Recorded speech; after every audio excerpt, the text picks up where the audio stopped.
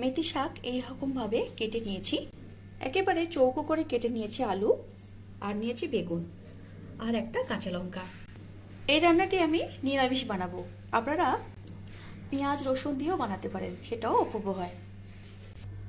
কড়াইতে দিয়ে দেবো সর্ষের তেল,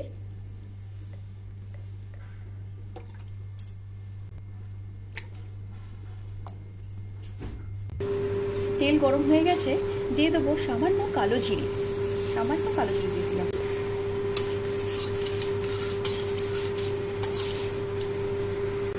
একটা দিয়ে দেবো কাঁচা লঙ্কা, দিয়ে দেবো কেটে রাখা আলু।